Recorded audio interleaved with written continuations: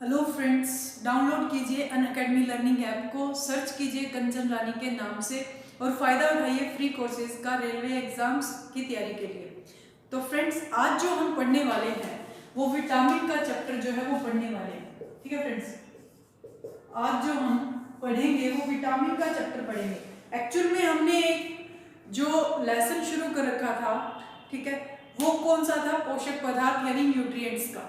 तो देखिए, न्यूट्रिएंट्स में, पोषक पदार्थ में आज का जो हम पार्ट करेंगे वो विटामिन करेंगे। तो देखिए, विटामिन वाला जो हिस्सा है वो वेरी वेरी इंपॉर्टेंट है हर एग्जाम के लिए।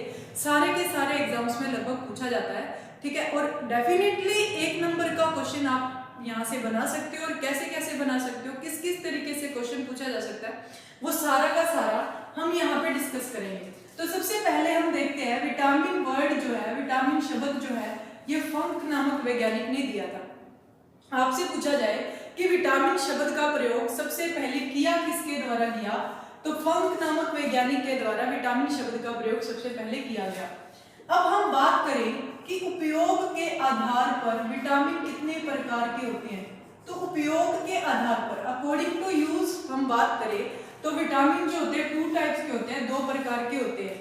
तो सबसे पहला टाइप, अब इसमें बात करते हैं जो वसा में घुलनशील हो, ऐसे विटामिन जो वसा में घुलनशील हो, ठीक है। और जो दूसरा टाइप होता है वो होता है जल में घुलनशील।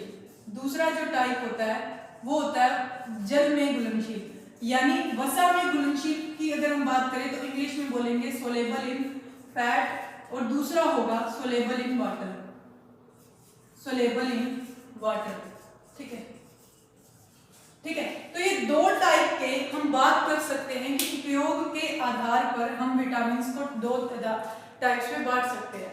अब वैसे टोटल विटामिन कितने होते हैं? 6। टोटल विटामिन कितने होते हैं? 6। कौन से? ए, बी, सी, डी, ई और के। अब विटामिन बी के कितने भाग होते हैं? 12। विटामिन बी के कितने भाग होते हैं? बी के कितने भाग होते हैं? 12। अब एग्जाम्स में क्वेश्चन किस टाइप से आता है कि इनमें से ये बताइए, इन 6 के 6 में से वसा में घुलनशील कौन है, यानी सोलेबल इन फैट कौन है, और जल में घुलनशील कौन सा है, यानी वाटर में कौन घुल जाता है। अब यहाँ पे अगर हम बात करें बी और सी की, तो बी और सी विटामिन जो हैं वो जल में घुलनशील होते हैं, ठीक है। बी और सी विटामिन जो है वो किस में घुलनशील होते हैं? जल में। और वसा में घुलनशील की बात करें तो ए, डी, ई और के, ए, डी, ई और के ये जो होते हैं फैट में घुल जाते हैं, यानी वसा में घुल जाते हैं। इनको उल्टा पढ़ोगे तो ये बनेगा कीड़ा। इसको एज ए ट्रिक ले सकते हो आप, के ई डी ए, कीड़ा, जो किसमें घुलनशील होता है? वसा में घुलनशील होता है। तो इनमें से पूछा जाए वसा में घुलनशील कौन सा है, तो 4 बताया मैंने, के ई डी ए, और जल में घुलनशील बी और सी। तो देखो यहाँ पे फिर ये भी पूछ लिया जाए ना, B11 दे दिया जाए, B6 दे दिया जाए, B5 दे दिया जाए कि ये किसमें घुलनशील है, तो अब ये जल में घुलनशील ही होगा, क्योंकि विटामिन बी के 12 भाग किसमें कंटेन्ड है? इसमें। क्लियर है इतनी बातें? तो इतना होप सो आपको समझ में आ गया होगा। अब यहाँ पे दूसरी चीज जो इंपॉर्टेंट रहती है एग्जाम के लिए, वो क्या इंपॉर्टेंट रहती है वो देखते हैं हम लोग। देखिए, उसके बाद में आपसे ये पूछा जाएगा, एक साइड आप लिख लेंगे विटामिन, ठीक है, दूसरी साइड आप लिख लेंगे कि इनका रासायनिक नाम, ठीक है, रासायनिक नाम, और तीसरी साइड आप लिख लेंगे इनकी कमी से होने वाला रोग, कमी से होने वाला रोग, ठीक है। तो सबसे पहले हम देखते हैं विटामिन ए।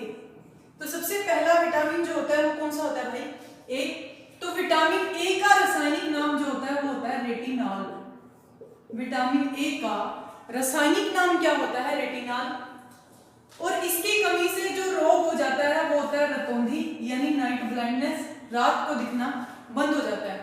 विटामिन बी या विटामिन B1 कह लीजिए, इसका केमिकल नेम होता है थायमिन। इसकी कमी से रोग हो जाता है बेरी बेरी, यानी ये या तो लीवर को इफेक्ट करता है या किडनी को।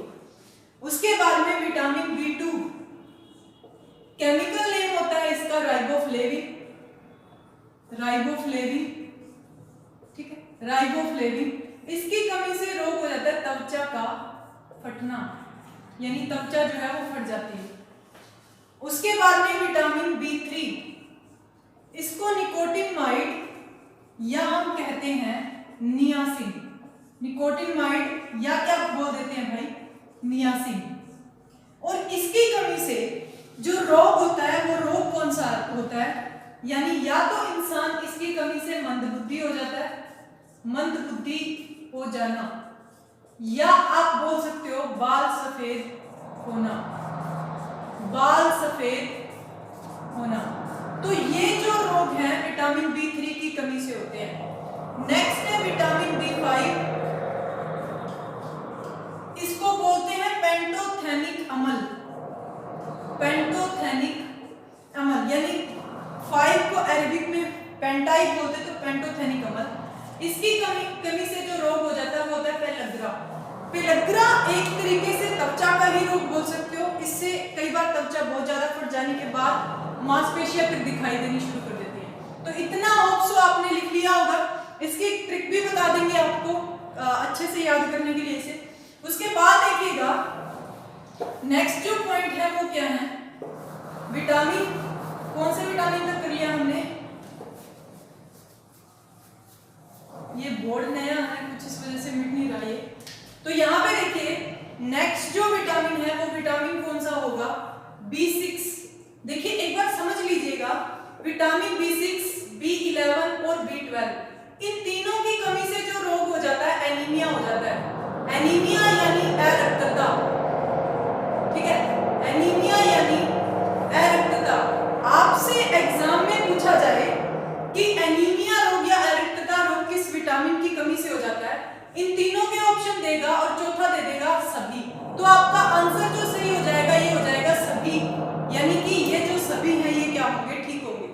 उसके बाद में नेक्स्ट देखिएगा, अगर आपको बोल दिया जाए, अगर आपको बोल दिया जाएगा कि ये सभी ऑप्शन में ही ना हो, ठीक है, ये सभी ऑप्शन में ना हो, और आपको इसकी जगह दे दिया जाए विटामिन सी। भाई विटामिन सी की कमी से तो एनीमिया रोग होता ही नहीं है, अरक्तता रोग होता ही नहीं है। तो B6, B11, B12 और B6, तो इसमें आप फर्स्ट प्रेफरेंस किसको दोगे, B12 को, सेकंड प्रेफरेंस दोगे किसको दोगे, B6 को। यानी अगर B12 दे रखा है तो सबसे पहला आंसर किसे टिक करेंगे, B12 को। अगर B12 ऑप्शन में नहीं है तो आप दूसरा B6 है तो किसे टिक करेंगे, B6 को। अगर ये दोनों ही नहीं है तो आप B11 को टिक कर सकते हो। तो होप सो आपको इतना समझ में आ गया होगा। उसके बाद में रासायनिक नाम क्या होता है वो लिख लीजिए, पायरिडिक्सन। एक सेकंड वेट,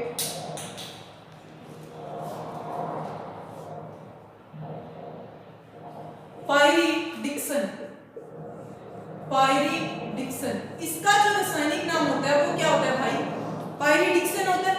और इनकी कमी से होने वाला रोग मैंने आपको बता ही दिया कौन सा होता है, एनीमिया, ठीक है। उसके बाद में नेक्स्ट है विटामिन B7, और इसका जो केमिकल नेम होता है वो होता है बायोटिन, और इसकी कमी से जो रोग हो जाता है लकवा यानी पैरालाइसिस, ठीक है, लकवा यानी पैरालाइसिस। उसके बाद में नेक्स्ट जो है वो क्या है, विटामिन B11। विटामिन B11 का केमिकल नेम होता है फोलिक अम्ल, कौन क्या होता है, फोलिक अम्ल। और इसकी कमी से जो रोग हो जाता है भाई, इसकी कमी से रोग हो जाता है, मैंने आपको बोल ही दिया, एनीमिया, ठीक है, यानी अरक्तता। विटामिन B12, ठीक है, विटामिन B12, और इसको बोलते हैं साइनोकाब्लेमिन। क्या बोलते हैं, साइनोकाब्लेमिन बोलते हैं, साइनोकाब्लेमिन। और इसकी कमी से भी रोग कौन सा हो जाता है, एनीमिया।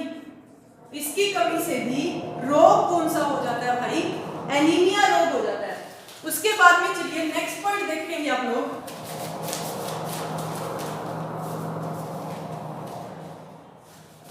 नेक्स्ट पॉइंट है अपने पास विटामिन सी। विटामिन सी का जो केमिकल नेम होता है वो होता है एस्कोर्बिक अम्ल। क्या होता है भाई, एस्कोर्बिक अम्ल। और इसकी कमी से जो रोग हो जाता है वो हो जाता है सकर्वी, यानी इसकी कमी से इंसान की बोन मैरो यानी अस्थि मज्जा, जहां आरबीसी, डब्ल्यूबीसी और प्लेटलेट्स तीनों का निर्माण होता है वो कमजोर हो जाती है। विटामिन डी, विटामिन डी का रासायनिक नाम जो होता है वो होता है कैल्सीफेरोल। क्या होता है भाई, कैल्सीफेरोल। और कैल्सीफेरोल जो मुख्य रूप से बच्चों में पाया जाता है। विटामिन ई का केमिकल नेम होता है टोकोफेरोल। क्या होता है भाई? टोकोफेरोल। और स्त्रियों में एक रोग पाया जाता है जिसका नाम होता है बांझपन। और ये बांझपन रोग जो होता है वो किसकी कमी से होता है? विटामिन ई की कमी से होता है। उसके बाद में नेक्स्ट पॉइंट है विटामिन के। ऊपर लिख देते हैं इसको, विटामिन के। विटामिन के का केमिकल नेम होता है फिलोक्विनान। क्या होता है भाई? फिलोक्विनान। फिलोक्विनान इसका केमिकल नेम होता है। और इसकी कमी से जो रोग हो जाता है वो हो जाता है रक्त का थक्का न बनना, ब्लड क्लॉट न बनना, रक्त का थक्का न बनना। यानी अगर किसी इंसान को चोट लग जाए तो उसको खून कई देर तक बहता रहे, ठीक ना हो चोट, वो होता है रक्त का थक्का न बनना। ठीक है, तो ये थे विटामिन के तक केमिकल नेम जो हमने पढ़े। उसके बाद में इसकी एक छोटी सी ट्रिक है जिसको हम पढ़ लेंगे तो हमें ये केमिकल नेम अच्छे से याद हो जाएंगे। तो देखिएगा, बहुत ही अच्छी ट्रिक है, उसको आप अच्छे से याद रखिए। एग्जाम में आपको क्वेश्चन किसी भी तरीके से पूछा जा सकता है। आपको बोल सकता है कि केमिकल नेम का मिलान करो, विटामिन बी सी डी देके उनके सामने उनके केमिकल नेम अलग अलग देके बोले कि इनमें से मिलान कीजिए किसका केमिकल नेम कौन सा है। तो आपको सभी की याद होनी चाहिए। उसके बाद चलिए एक ट्रिक है, रक्त एक टॉफी है। रक्त एक टॉफी है, यानी vitamin A, B, C, D, E और के, ये मैंने नंबरिंग कर दी। आप बी वाले चाहिए मत याद करना, इसको अच्छे से याद कर लेना केमिकल नेम। तो विटामिन ए का केमिकल नेम मैंने आपको बताया था रेटिनॉल, बी का बताया था थायमिन, तो थ से क्या हो जाएगा? थायमिन। ए का बताया था मैंने आपको एस्कॉर्बिक अम्ल, तो सी का क्या हो जाएगा? एस्कॉर्बिक अम्ल। Calciferol, calciferol. ई का रासायनिक नाम हो जाएगा टोकोफेरोल, टोकोफेरोल। फिलोक्विनान। तो ये देखो, ये आसानी से इस ट्रिक से आप इनके केमिकल नेम जो है वो याद रख सकते हैं। तो फ्रेंड्स, अगर आप मेरे को अनअकैडमी पे फॉलो करना चाहते हो तो आपको लिंक नीचे मिल जाएगा डिस्क्रिप्शन में, वहां पे फ्री लेसन्स भी हैं। और अगर आप एक प्रॉपर कोर्स चाहते हैं कि रेलवे में मैंने सिलेक्शन लेना है, मेरे को प्रॉपर कोर्स चाहिए, तो आप प्लस सब्सक्राइब कर सकते हो। अनअकैडमी लर्निंग ऐप डाउनलोड करेंगे, उसमें साइन इन करने के बाद आप क्या करेंगे? नीचे प्लस का ऑप्शन मिलेगा, आपको प्लस लिखा मिलेगा, उस पर क्लिक करेंगे तो आप रेलवे की कैटेगरी चूज करके गेट सब्सक्रिप्शन करेंगे तो आपको 800 रुपए फीस उसके लिए पे करनी है मात्र 1 महीने के लिए। और आपको बता दूं, math, reasoning, GK, general science, सारी की सारी चीजें आपको यहाँ पे पढ़ने को मिलेंगी, करंट अफेयर इवन। ये सिर्फ और सिर्फ आपको 720 रुपए में पड़ेगा 800 रुपए वाला कोर्स, जब आप मेरा रेफरल कोड KAMBOJ KAMMU ये अप्लाई करते हो तो। ठीक है, तो अगर आप अच्छे से तैयारी करना चाहते हो तो ये ले सकते हो कोर्स। तो चलिए आज के लिए इतना ही। अगर वीडियो पसंद आई हो तो लाइक, शेयर, और जिन्होंने सब्सक्राइब नहीं किया चैनल को सब्सक्राइब कर ले। Thank you very much, all the best.